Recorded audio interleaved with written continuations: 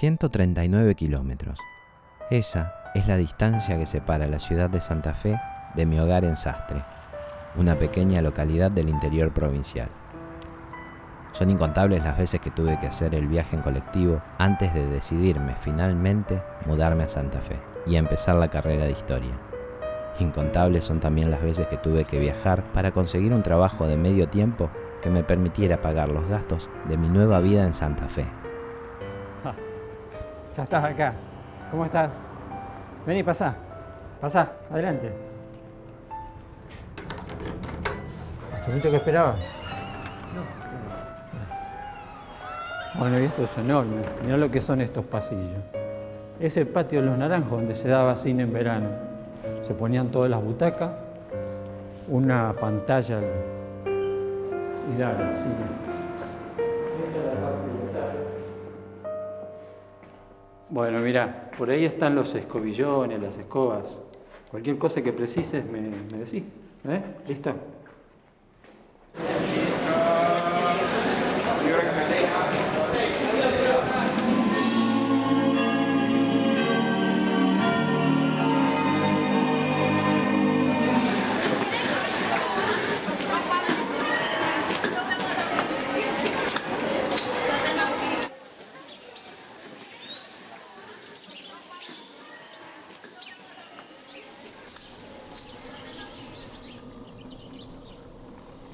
Durante los días que siguieron pude interiorizarme en una historia que era para mí totalmente desconocida.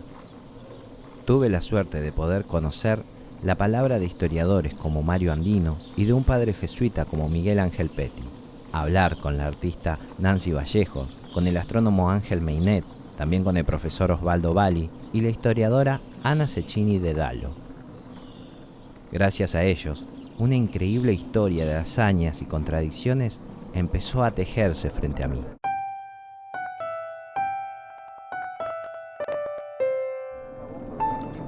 Y al año siguiente, en 1862, fue abierto, como gustan decir los jesuitas, reabierto en realidad, 95 años después de la expulsión de la Compañía de Jesús en el siglo XVIII. Si hay algo que debería decir de la historia de este colegio es precisamente su historia, la duración en el tiempo que ha tenido esta institución que sus exalumnos suelen convocarla o invocarla afectivamente como el amor que nunca muere, como lo cantan cuando se despiden, y que ha sido el lugar de muchas generaciones. Estamos hablando de uno de los colegios más antiguos del país, y si nos remontamos al periodo colonial, estamos hablando de un colegio que atravesó la historia más allá de la historia nacional, ¿no?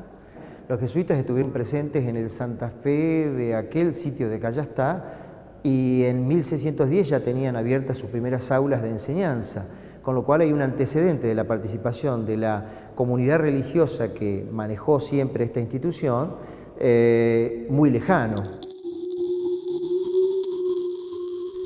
El 15 de noviembre de 1573, el explorador y conquistador Juan de Garay funda la ciudad de Santa Fe. Como era costumbre, el territorio fue dividido en cuadrículas. La parte central de la ciudad fue destinada a la Plaza de Armas, rodeada por dependencias administrativas, las viviendas de las familias ilustres y los edificios religiosos. Como ocurrió en todas las ciudades de la colonia española, poco a poco fueron llegando al emplazamiento las distintas órdenes religiosas, edificando sus templos y edificios propios. Así llegaron los franciscanos, los dominicos, los mercedarios y, finalmente, los jesuitas, quienes no solo levantaron un templo propio frente a la plaza principal, sino también un colegio en el que empezaron a impartir la enseñanza elemental y superior. Durante las 7 décadas siguientes, Santa Fe sufrió las constantes crecientes del río y la presencia de grupos nativos que asolaban la región. Esto provocó un aislamiento paulatino que derivó en la mudanza de la ciudad a su actual emplazamiento, 80 kilómetros hacia el sur. Con el paso del agua y la tierra y el tiempo, las ruinas del viejo emplazamiento recibieron el nombre de Santa Fe la Vieja, mientras que la nueva ciudad fue bautizada Santa Fe de la Veracruz, construida como réplica idéntica de la fundada por Juan de Garay. Este colegio, dada su ubicación y su relación, hay un poco de ruido, y su relación con los sectores sociales altos de Santa Fe, con este sentido de establecer una enseñanza de calidad, como era la formación de los jesuitas. Una nueva iglesia jesuita y con ella un nuevo colegio fueron construidos nuevamente al este de la plaza principal, lugar que ocupan hasta el día de hoy. Este colegio ya lleva 400 años, formaba parte de la misión con los indios guaraníticos. En este mismo patio, los indios hacían sus negocios vendiendo sus productos a la gente que quería comprar lo que ellos producían. Así que este lugar es muy histórico. La acción misionera de los jesuitas empezó en provincia de Charcas, lo que hoy es Perú, y avanzaron hacia el sur del territorio a través de Asunción del Paraguay.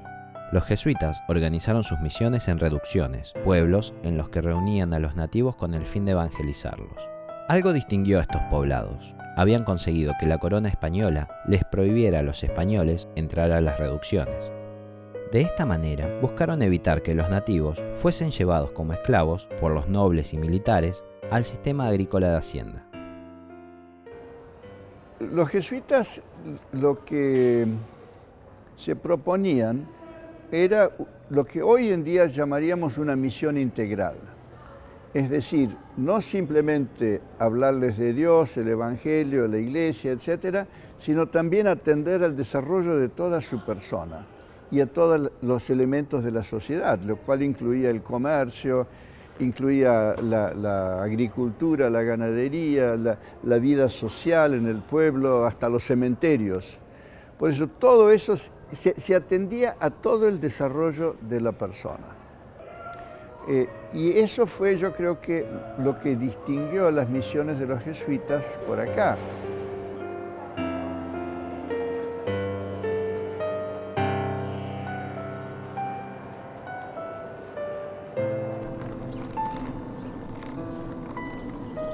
Parece mentira que por estos mismos patios y pasillos se hayan forjado las bases de una ciudad, y que aquí, hace cientos de años, se haya logrado generar un espacio de convivencia entre dos culturas.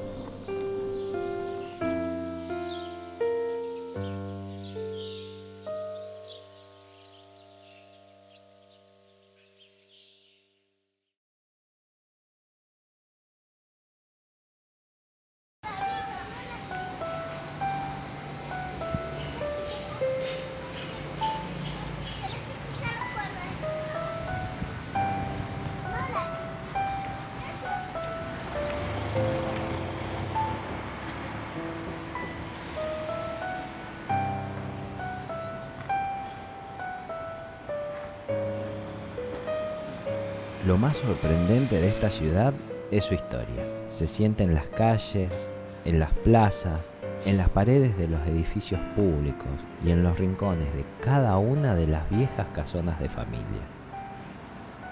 ¿Lucas también? ¿Sacaban la pluma del pobre pato, de la pobre gallina y vivían con eso? No, necesitaban la tinta del tintero. ¿Sí? Este es un tintero de plata. ¿Es igual a la llave que tienen ustedes en su casa? No. La de nosotros es más chiquita. ¿Y por qué esta era tan grande? Para ¿Cómo habrá sido la cuenta del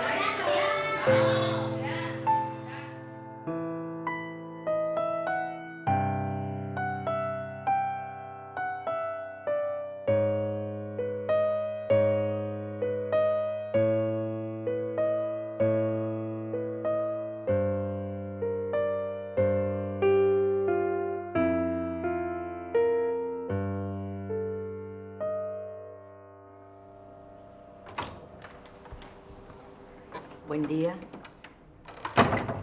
Permiso.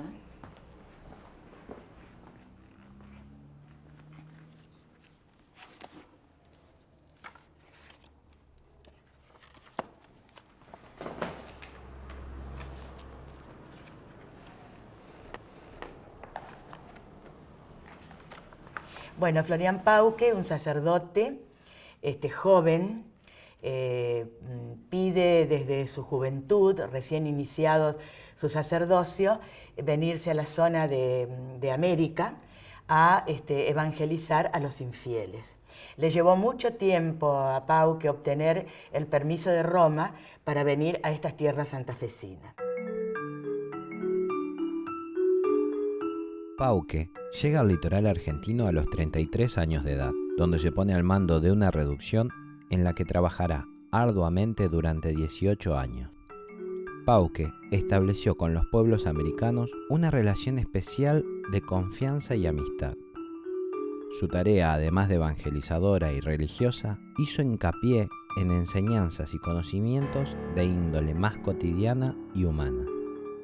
Con su llegada, la reducción se transforma en una de las más numerosas y activas de la región, llegando a tener incluso una orquesta de música integrada exclusivamente por nativos. Sin embargo, de forma abrupta, el rey Carlos III ordena la traumática y violenta expulsión de América de todos los jesuitas, y Florian Pauque, de vuelta en Europa, decide plasmar en sus memorias los 20 años de experiencias en América.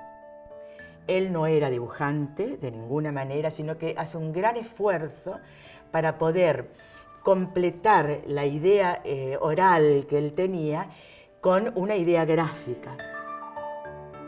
Él no esperaba que iban a ser expulsados de la manera que lo fueron. Entonces se ve que al llegar él y recluirse en ese monasterio, él comienza en un gran esfuerzo de memoria a recordar lo que él vivió y vio en esta región. Entonces él los representa gráficamente. Él hace la ilustración, los describe y completa ese trabajo gráfico con frases o palabras, términos, donde completa esa idea de lo que él ha representado. Pauque nos lega una especie de enciclopedia de la vida natural de la región. Es como una especie de herbario donde él describe la flora y la fauna de la región. Mira, Florian Pauque no tenía conocimientos de dibujo, ni tampoco de perspectiva, porque es muy difícil la representación del espacio. Pero fíjate cómo él se las ingenió para representar grandes escenas de paradas militares, de homenajes al rey, de homenajes al Santo Javier.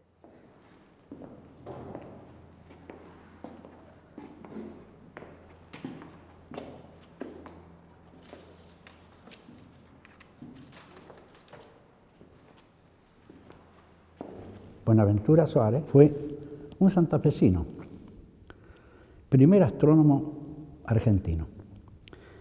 No sé si saben que vivía cerca de esta institución. Lo que es hoy Calle Moreno y San Jerónimo, por ahí vivía. Y fue alumno de este instituto, del Colegio del Inmaculado. Y sacerdote jesuita también. Los nativos observaban con curiosidad a Buenaventura, que pasaba las noches mirando el cielo. Entonces comenzó a construir un telescopio haciendo uso de cañas y madera. Tomó un cristal de roca y lo pulió y talló a mano, fabricando una lente perfecta. Finalmente hizo talar algunos árboles para tener algo de cielo en el medio de la densa selva. Así, en la selva paraguaya, en el siglo XVIII, un sacerdote jesuita comenzó a hacer funcionar un observatorio astronómico, en el que los guaraníes podían observar maravillados la luna y las estrellas. Suárez, un buen día, dijo: voy a calcular todas las fases de la luna, desde la luna nueva, llena, etc., y todos los eclipses de luna y sol que vayan desde 1740 a 1841. 101 años. Y lo hizo. Calculó todo eso. Fue admirado no solo en América del Sur, sino por astrónomos y famosos científicos europeos. Mira la foto que hice con el telescopio, con el de acá, que es del observatorio de acá. ¿Viste qué claridad tienen los cráteres? Y la lente de ese telescopio se fabricó en 1876, en Francia. Que muchos de los cráteres tienen nombres de jesuitas. Y hay algunos. No, acá no veo ninguno, pero en la otra parte, el otro cuarto creciente, sí. Jesuitas como Florián Pauque y Buenaventura Suárez intentaron combinar la religión con el arte y la ciencia. Aprovecharon la habilidad artística de los nativos americanos y al mismo tiempo generaron investigación científica.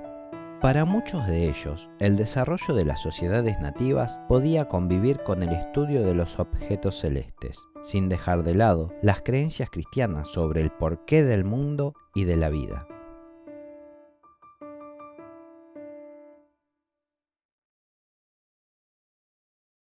A lo largo de todo el periodo, tanto en el periodo colonial, los antiguos jesuitas, como se llaman ellos, y los jesuitas que vienen luego de la expulsión, la tarea educativa tiene un método que es el secreto de gran parte del éxito. El método se llamaba la Ratio Studiorum y era un método que había dejado ya el mismo San Ignacio de Loyola. Se los reconoce a los jesuitas en el mundo como formadores de ciudadanos, ¿no? Es decir, en el sentido de un respeto importante a la libertad de opinión y de conciencia de cada uno. De manera que a lo mejor muchos de los egresados de la compañía luego no siguieron compartiendo ciertos principios, pero sí estuvieron preparados para esas lides de la política, del debate, etc.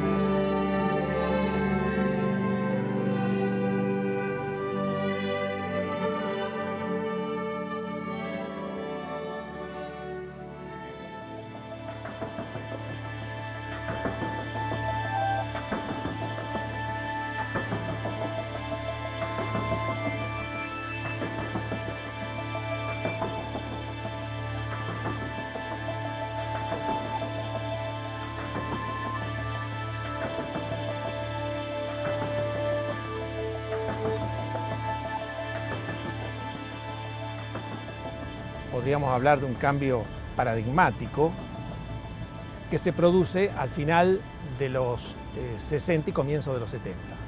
Es la época que sucede al Mayo francés, que sucede al Cordobazo en la Argentina, incluso hubo acá durante 2 o 3 días una huelga de hambre que luego se continuó en otro lugar, pero que de alguna manera son el reflejo de lo que acontecía en el mundo y en el país, fundamentalmente. Y la compañía no estuvo ajena a todo esto. Lo pedagógico tuvo que ver con lo político, tuvo que ver con lo social, tuvo que ver con opciones fuertes.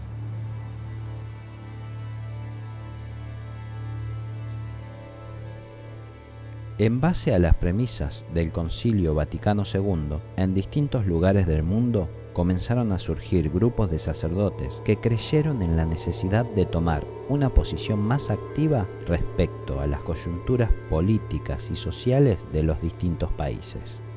Así, surgió en Argentina la agrupación llamada Movimiento de Sacerdotes para el Tercer Mundo, posicionado muy cerca de grupos marxistas y de izquierda peronista. La Compañía Jesuita de Santa Fe estuvo especialmente atravesada por estas corrientes de pensamiento político y social. En las aulas se encontraron, por un lado, una nueva generación de docentes y, por otro lado, jóvenes alumnos ávidos de cambio. Como en otros momentos, muchos estudiantes y egresados estuvieron a la vanguardia de las convicciones ideológicas y de la praxis política. Muchos formaron parte de estas organizaciones políticas, adoptando cada una de ellas variantes de acción que iban desde el reformismo hasta la revolución.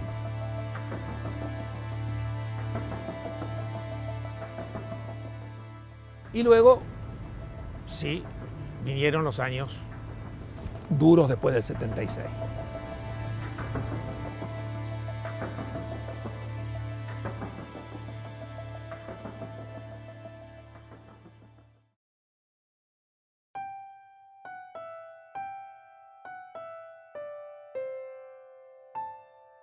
A lo largo de su historia, no se dedicaron exclusivamente a la tarea evangelizadora y religiosa. Cuando fue necesario viajar, viajaron. Cuando fue necesario construir, construyeron. Cuando fue necesario sembrar, sembraron. Cuando fue necesario discutir, discutieron. Y educaron.